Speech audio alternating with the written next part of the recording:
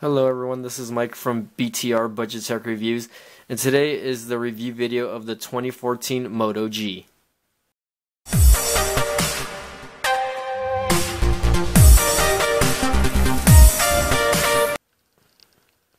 Okay guys, so this is the 2014 Moto G, and I bought this phone with the intention, with the intention of replacing my Nexus 5. That being because my Nexus 5's battery was just horrible. It's a 2300 milliamp battery, but of course, like most Nexus 5 users, the battery on this doesn't really hold up too well. At most, you'll get maybe like 9 hours of use during the day, and you'll have to charge it maybe once or twice depending on usage. So, I bought the 2014 Moto G, because Motorola is known for having good batteries, and even though the battery on this phone is only a 2075 milliamp battery, just using this for a week, I've noticed that this thing has very good battery life, very good standby time, which is one of the reasons why I got it. Now going to specs, or let's see, not specs, but let's go to physical features real quick before, and let's see what's changed about the 2014 Moto G. And really, for the most part, the only thing that has changed for this phone is the screen size and the front-facing camera and the back-facing camera. So front-facing camera upgraded to a 2-megapixel camera, and the back camera was upgraded to an 8-megapixel camera. And I don't know why, but as you can see there, it has kind of like a blue shade to it. So I don't know what the deal with that is. But back cover, of course, has that little white logo on it. And if you guys didn't watch the unboxing video, let me get the back open for you really quick. There's the camera, there's the flash. Right here is where your micro SIM card slot would go. Up top is where your SD card would go, micro SD card, and here is just an empty slot. There's nothing go here. Non-removable battery, unfortunately. Up top is your 3.5mm headphone jack. On the side are your power button and volume rockers, and let me get this situated back here. Let me get the cover back really quick. And as you can see here, the front is a little different as well. You have the front-facing speakers instead of the speaker grill going in the back. So, all-around phone, the build quality of this phone isn't bad at all. It's a little bigger than the original Moto G because of the screen size. It feels a little fatter in the hand also, and this phone is it's a little thick. Let's compare it, like I said, to a phone like the Nexus 5, which is kind of flattened out and thin. Let me see if I can put these two next to each other just so you can see the difference. The Moto G is a pretty big phone for a 5-inch screen. So going back to specs, this phone is rocking Android 4.4.4 KitKat out of the box. So, with Lollipop coming out very soon, I don't see why this phone would not get the Lollipop upgrade.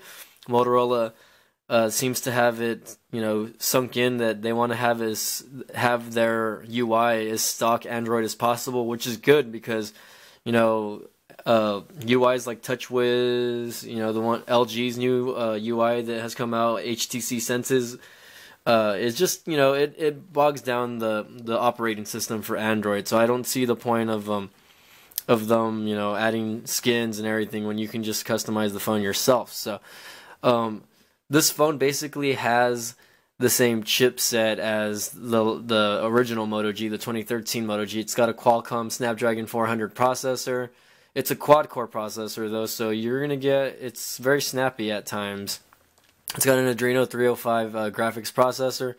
Sad part is they did not upgrade the RAM on this. Of course, it's a budget phone at $179.99 through the Motorola website, and you can probably get it for free with the carriers that carry this phone. But just a budget device that someone that doesn't want to spend too much on a phone that doesn't have all the bells and whistles. Now, of course, this only has 8 gigs of internal memory out of the box, so you're not going to get that huge massive storage going on there. And out of the box, it's only about 4 gigs usable. But as said, it has a micro SD card slot, so you can get a good 32 gigabyte card, a 64 gig going for the card, and you know that you can move your apps to the SD card, and when you download them, it gives you the option to move them to the SD card. So you know I haven't had any problems with that. And it's, like I said, you can customize it to the way you want it. There's nothing, you know, right now I'm not running the stock version of Android. I'm actually, oh, I am, but I'm actually using the Nova launcher. And if you guys have heard of launchers, this is basically a launcher, but it looks pretty much almost stock like the Google launcher. So, you know, let me just go to settings really quick, and you know, it's pretty fluid, so you don't have you shouldn't have a problem with that. Let's go to settings here. And as you can see, the phone's very responsive. Let's go to the About phone. Here we go. And no system updates, but as you can see here, it's got Android 4.4.4 out of the box. So, you know, it's got the latest build. And, you know, of course, Lollipop is the latest build now that the Nexus 6 has come out. But this is the latest build of KitKat, probably the last build of KitKat. I don't see them coming out with any other builds of KitKat, but for them that has it, you know, kudos to that. But Motorola does have a battery saving app, so if you go to battery, up here it says it turns on, but unfortunately the feature doesn't turn on until you hit 15% or less in battery. So once you hit 15% in battery, that's when it cuts off all background data, things like that, etc.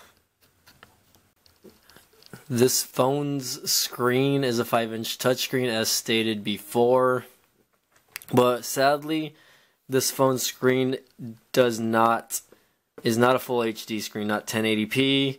The phone's screen resolution is 720 by 1280 pixels, so unfortunately, you're not going to get the full HD screen out of it. So if you're watching YouTube videos or videos on your phone, basically, you're not gonna get like super high quality videos. But it doesn't really affect the for me it doesn't affect the quality, because the screen, even though, and I'm gonna tell you right now, it's an IPS display LCD screen, but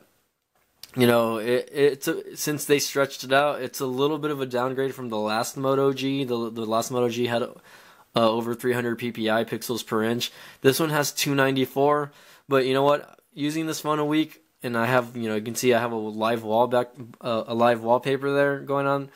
I haven't really noticed, horrible screen quality on this. Actually, it doesn't really look bad to me. And let me see if I can get the screen brightness all the way up. If you're outside, hold on, let me fix that really quick. If you're outside, you're able to see the screen pretty good. So there you go. That's with the screen all the way up, and that looks a little bright, for me. It kind of hurts my eyes, but it doesn't really, even though the pixel density is lower, it doesn't really affect it too much. The only thing you're really gonna notice is with possibly maybe pictures and the colors. But if you're not huge on things like that, where you want the picture gradient to be awesome, then it shouldn't be a problem for anyone that buys this phone. So another thing about this phone, guys, is the fact that they did not upgrade this to an LTE phone. And now, like, if you are into phones, you'll know that the last version of the Moto G, the 2013 version, it has let me lower the brightness because this thing's bothering me. They actually made those last versions, there we go, they made those last versions with LTE, so you can actually still get the older version of the Moto G with expandable memory with LTE. So this one, given that it just came out, does not have LTE capability, still runs, the US GSM version is basically a 3G phone. That's what it is. But if you're running AT&T or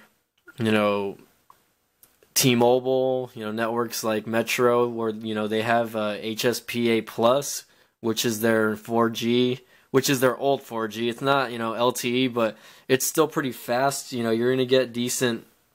You're gonna get decent speeds. You're not really gonna have to worry about not having good connection. You'll still be able to watch YouTube videos. You'll still be able to get on Facebook, send emails, and Snapchat, no problem, guys. Like I've been using this phone for a week, and I've had no issues, no connectivity issues as far as being connected to the network. I'm running T-Mobile, and T-Mobile, and right now I actually took the SIM card out, so up here it's going to tell you the SIM card's not even connected, but right now, like, running off the HSPA Plus network from T-Mobile where I live, it's fine. I don't have any issues with that. Have no problem with it whatsoever. So you can get that going, and if you have the good network, where you live, then you shouldn't have an issue with that. So haven't had too many problems with this phone. From time to time, I do experience a little bit of stutteriness when it comes to starting an app, like let's say Facebook, for instance. And let me make sure that I'm not getting any private information here. But let me go to let's go to Budget Tech Reviews, webpage there and if you haven't liked my webpage on Facebook, please go to it. It's www.facebook.com/BT Reviews, and this is my like page. So here I update videos. And here's a picture of the Moto G and things that I've been working on recently. So the HT Desire 510, but I haven't really. No, you do experience a little stutteriness with certain apps starting and whatnot. Like right now I don't have too many apps running in the background. At least I don't think. Well, maybe I do. So, but from time to time, like apps like Snapchat, for instance, let me start that up. I feel like the apps force close when they should stay open. And let me Snapchat myself. Yeah, let me send that to myself really quick, guys. Put that on my story, and I will do that. But compared to phones like the Nexus 5, I've had this phone forever now. You're gonna notice a difference in speed. This phone's got 2 gigs of RAM. The processor is a lot better. So when you go from a phone like this to a phone like this, you do notice the stutteriness.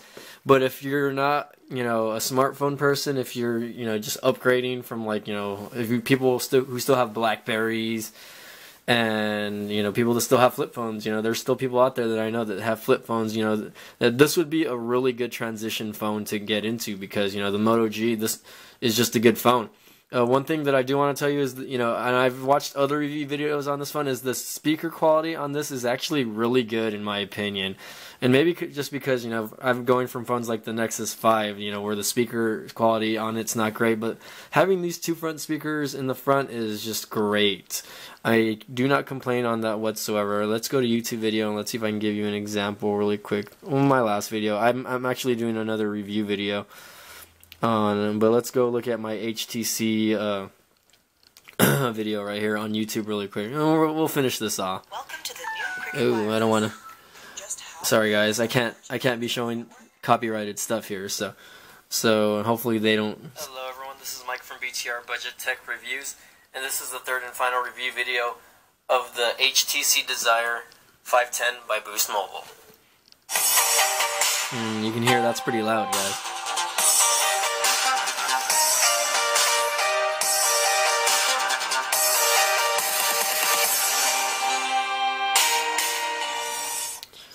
I love my intro. Alright guys, so getting right into it here. I'm going to test out game. Oh wait, I don't want to share this. Hold on. Continue playing. There we go. Hold on. I screwed up there. Thoughts on this phone here, And if you go to quality, you can only change it to 720 since the screen size is only 720p. So, but you can lower the quality. All right. So as you can see here, I'm taking a video of myself, guys. Don't feel it. But as you can see there, the speakers, or you can hear there, the speakers are actually relatively loud.